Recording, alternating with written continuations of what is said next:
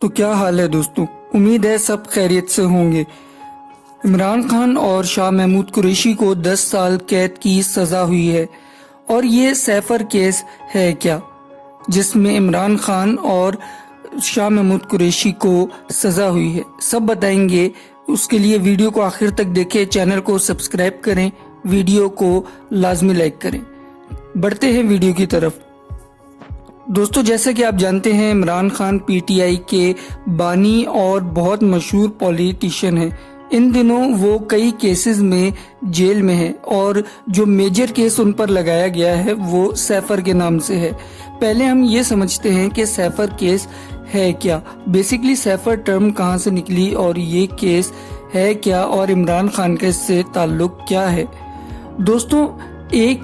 Embassy جو کسی بھی ملک میں ہوتی ہے، اس کا کام صرف اور صرف ویزا ایشو کرنا نہیں ہوتا، اس کا کام اور بھی بہت سارا ہوتا ہے، جیسے ملک سے رابطے میں رہنا، یا جس ملک کے اندر وہ ایمبیسی ہے اس ملک کے جو معاملات ہیں ان کے اپنے ملک سے، جیسے پاکستان کی ایمبیسی اگر امریکہ میں ہے، امریکہ کے جو پاکستان سے تعلقات ہیں اس کو بہتر بنانا، امریکہ اور پاکستان کے بیچ میں تعلقات کو قائم رکھنا، اور کمیونیکیشن کا ایک ذریعہ بھی آپ کہہ سکتے ہیں، ایمبیسی کا یہ کام ہوتا ہے۔ اور کسی بھی ملک میں ایمبیسی ہو، وہ اسی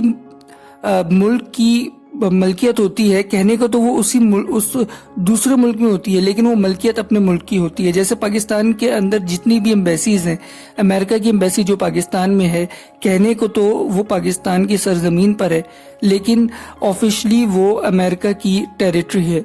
اسی طرح امریکہ کے اندر جو پاکستان کی ایمبیسی ہے وہ پاکستان کی ٹیریٹری ہے، اس کے اندر کا عملہ پاکستان کی سرزمین پر ہوتا ہے۔ تو دوستوں، جب ایک ایمبیسی اپنے ملک سے رابطہ کرتی ہے تو وہ کسی ایسی کمیونیکیشن کے ذریعے کرتی ہے جو کوڈڈ ہوتی ہے۔ ظاہر سی بات ہے، جب اتنی حساس معلومات اپنے ملک سے شیئر کرتی ہے کوئی ایمبیسی، تو وہ عام الفاظ میں جیسے آپ اور میں بات کرتے ہیں اس طرح تو نہیں کرتی ہوگی، وہ یقیناً کوڈنگ کے ذریعے کرتی ہے۔ اس کوڈنگ کے کئی سارے آلات ہوتے ہیں، ان میں سے ایک آلے کا نام سیفر بھی ہے۔ تو دوستوں، سیفر کے ذریعے آنے والی معلومات جو کہ کوڈڈ فارم میں ہوتی ہے، جب وہ اپنے ملک میں آتی ہے تو اس کو ڈی کوڈ کیا جاتا ہے۔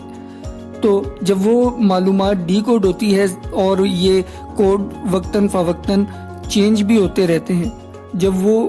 کوڈڈ معلومات اپنے ملک میں آتی ہے اور ڈی کوڈ ہوتی ہے تو اس کو ڈی کوڈ کر کے سمجھا جاتا ہے۔ یہ ایک حساس معلومات ہوتی ہے، تو یہ حساس معلومات کوئی بھی شخص لیک نہیں کر سکتا، کیونکہ یہ اپنے ملک سے غداری کے زمرے میں آتی ہے، کیونکہ یہ ملک کی ایک حساس معلومات ہوتی ہے، ملک کے دفاع کا معاملہ ہوتا ہے، تو اس کو کسی بھی صورت کوئی بھی لیک نہیں کر سکتا۔ سیفر کیس اسی طرح سے ہے کہ عمران خان پر الزام ہے کہ انہوں نے ایک جلسے میں کچھ معلومات لیک کی تھی جو کہ پاکستان کی اور امریکہ کے درمیان معلومات تھی، تو اس کو سیفر کیس کا نام دیا گیا ہے۔ اور وہ کیس عمران خان پہ ہوا ہے کہ انہوں نے اتنی اہم معلومات کو منظر عام پہ عوام کے سامنے لے کر آئے تھے جو ہرگز کوئی نہیں لاتا۔ یہ جو سیفر کا معاملہ ہے، اس طرح سے جو کمیونیکیشن کا ذریعہ ہے، یہ آج کا نہیں ہے، یہ بہت پرانا ہے، اور یہ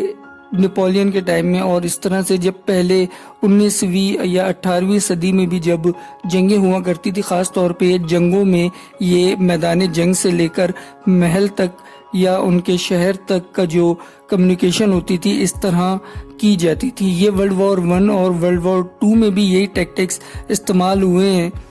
اور اسی کی وجہ سے انگلینڈ نے کئی ملکوں پر قبضہ بھی کیا ہے، کیونکہ انگلینڈ نے اس طرح کی ایک ایسی طاقتور مشین بنائی تھی جس کو کوئی بھی ڈیکوڈ نہیں کر سکتا تھا۔ تو انگلینڈ اس پالیسی کی وجہ سے پوری دنیا پر قبضہ کرنے میں کامیاب رہا تھا۔ دوستوں، یہ ویڈیو اگر آپ کو انفارمیٹیو لگی ہے تو ہمارے چینل کو لازمی سبسکرائب کریں، ویڈیو کو لائک کریں، اور اپنے دوستوں کے ساتھ لازمی شیئر کریں جن کو سیفر کیس کی سمجھ نہیں ہے، تاکہ وہ لوگ بھی اس کیس کو سمجھ سکیں۔